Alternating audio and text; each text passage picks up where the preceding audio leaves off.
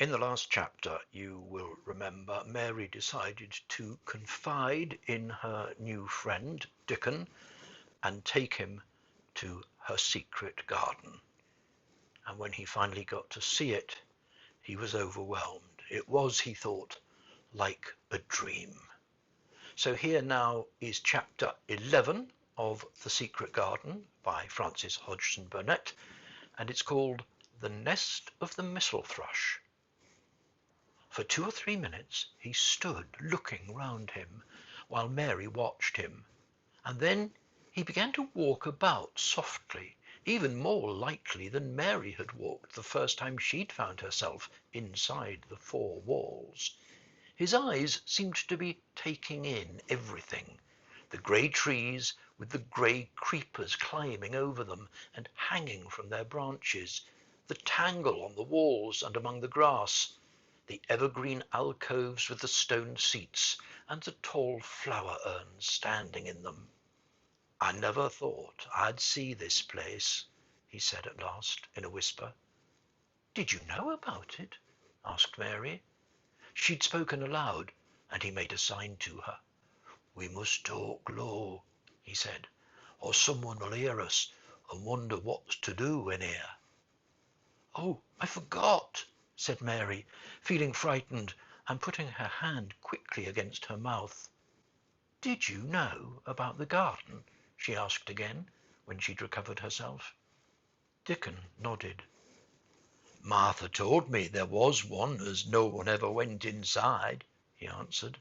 "Us used to wonder what it was like." He stopped and looked round at the lovely grey tangle about him, and his round eyes looked queerly happy. "The nest'll be here come springtime," he said. "It'd be the safest nesting place in England. No one ever coming near, and tangles of trees and roses to build in. I wonder all the birds on the moor don't build here." Mistress Mary put her hand on his arm again, without knowing it. "Will there be roses?" she whispered. "Can you tell? I thought perhaps they were all dead." No, not them, not all of them," he answered. "Look here." He stepped over to the nearest tree, an old, old one, with grey lichen all over its bark, but upholding a curtain of tangled sprays and branches. He took a thick knife out of his pocket and opened one of its blades. "There's lots of dead wood as ought to be cut out," he said, "and there's a lot of old wood. But it made some new last year. This here's a new bit," and he touched a shoot which looked brownish green instead of hard, dry grey. Mary touched it herself in an eager, reverent way. "That one," she said. "Is that one quite alive? Quite?" Dickon curved his wide, smiling mouth. "It's as wick as you or me," he said, and Mary remembered that Martha had told her that wick meant alive or lively. "I'm glad it's wick," she cried out in a whisper. "I want them all to be wick. Let's go round the garden and count how many wick ones there are." She quite panted with eagerness, and Dickon was as eager as she was. They went from tree to tree and from bush to bush. Dickon carried his knife in his hand and showed her things which she thought wonderful. "They've run wild," he said, "but the strongest ones has fair thrived on it. The delicatest ones has died out, but the others has growed and growed and spread till there's a wonder. See here!" And he pulled down a thick, grey, dry-looking branch. "A body might think this was dead wood, but I don't believe it is, down to the root. I'll cut it low down and see." He knelt, and with his knife cut the lifeless-looking branch through, not far above the earth. "There," he said exultantly, "I told thee so. There's green in that wood yet. Look at it."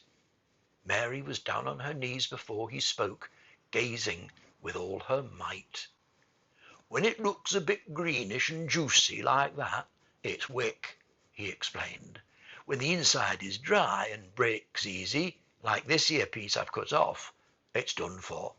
There's a big root here as all this live wood sprung out of, and if the old wood's cut off and it's dug round and took care of, there'll be—" He stopped and lifted his face to look up at the climbing and hanging sprays above him.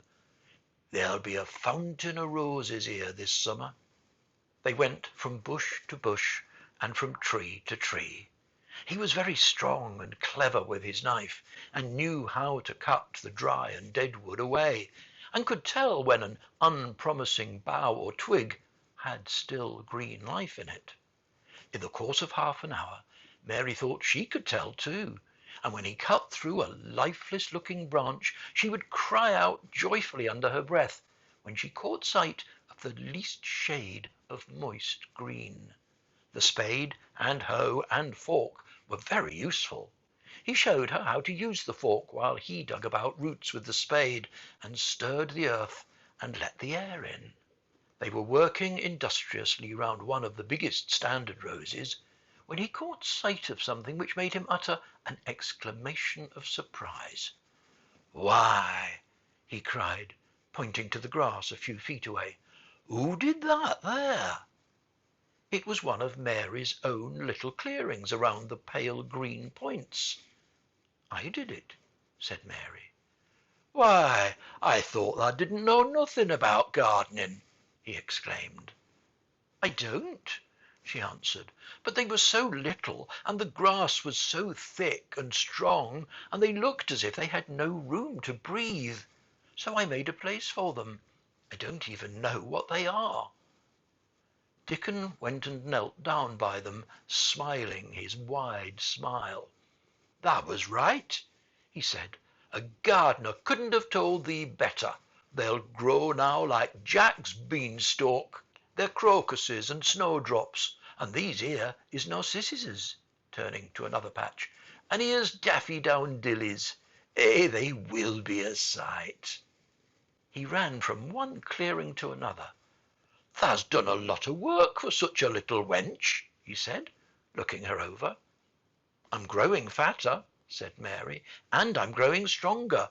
I used always to be tired. When I dig, I'm not tired at all. I like to smell the earth when it's turned up." "It's rare good for thee," he said, nodding his head wisely.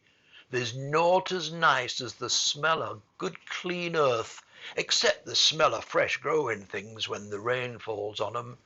I get out on the moor many a day when it's raining, and I lie under a bush and listen to the soft swish of drops on the heather, and I just sniff and sniff.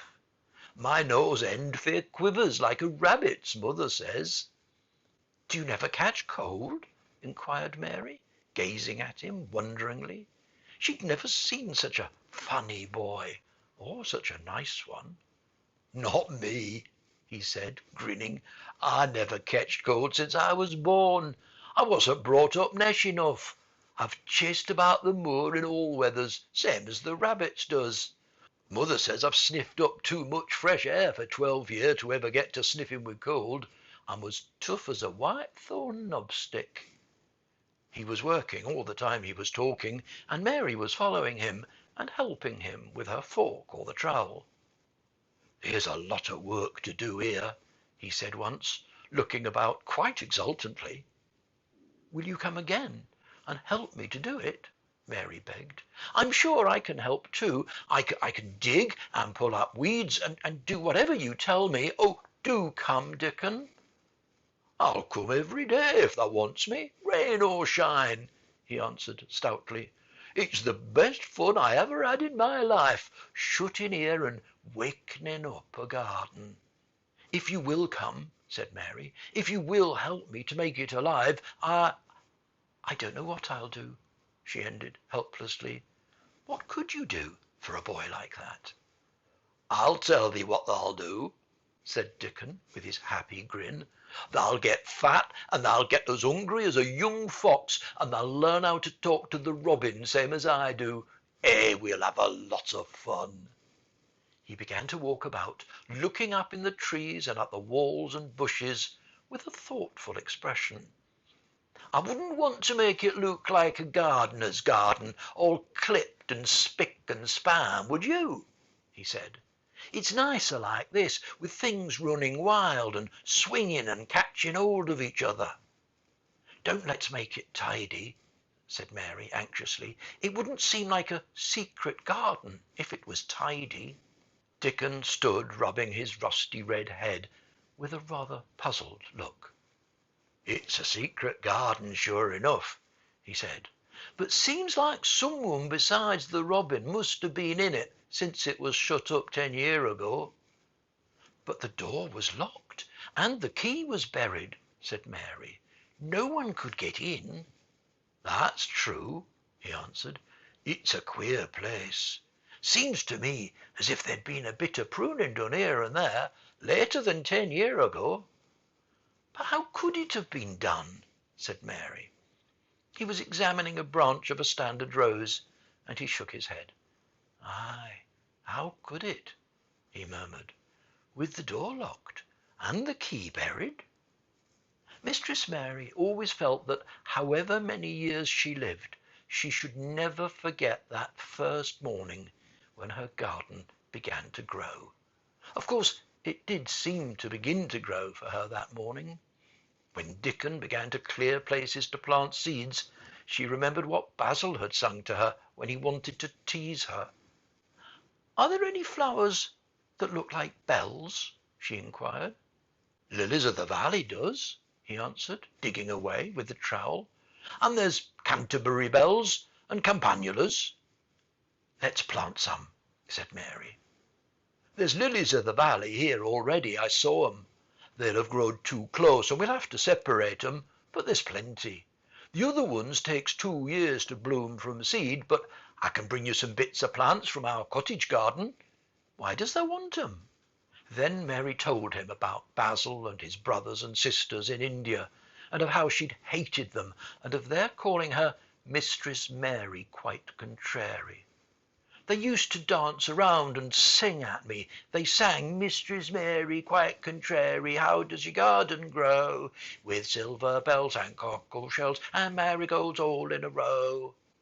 I just remembered it, and it made me wonder if there were really flowers like silver bells." She frowned a little, and gave her trowel a rather spiteful dig into the earth. "I wasn't as contrary as they were." But Dickon laughed. "Hey!" he said, and as he crumbled the rich black soil, she saw he was sniffing up the scent of it. "There doesn't seem to be no need for no one to be contrary when there's flowers and such like, and such lots of friendly wild things running about, making homes for themselves, or building nests and singing and whistling, does there?" Mary, kneeling by him holding the seeds, looked at him and stopped frowning. "Dickon," she said, "you're as nice as Martha said you were. I like you, and you make the 5th person. I never thought I should like 5 people." Dickon sat up on his heels, as Martha did when she was polishing the grate. He did look funny and delightful, Mary thought, with his round blue eyes and red cheeks and happy-looking turned-up nose. "Only 5 folk as thou likes," he said. "Who's the other 4? "Your mother and Martha," Mary checked them off on her fingers, "and the robin and Ben Weatherstaff." Dickon laughed so that he was obliged to stifle the sound by putting his arm over his mouth. "I know thou thinks I'm a queer lad," he said, "but I think thee art the queerest little lass I ever saw." Then Mary did a strange thing. She leaned forward and asked him a question she'd never dreamed of asking anyone before. And she tried to ask it in Yorkshire, because that was his language, and in India a native was always pleased if you knew his speech. "Does thou like me?" she said. "Eh," he answered heartily, "that I does. I likes thee wonderful, and so does the robin, I do believe." "That's 2, then," said Mary. "That's 2 for me." And then they began to work harder than ever and more joyfully. Mary was startled and sorry when she heard the big clock in the courtyard strike the hour of her midday dinner.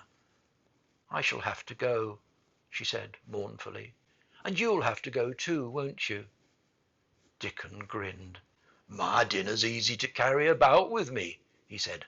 "Mother always lets me put a bit of something in my pocket." He picked up his coat from the grass and brought out of a pocket a lumpy little bundle tied up in a quite clean, coarse blue and white handkerchief. It held 2 thick pieces of bread, with a slice of something laid between them. "It's oftenest naught but bread," he said, "but I've got a fine slice of fat bacon with it to-day."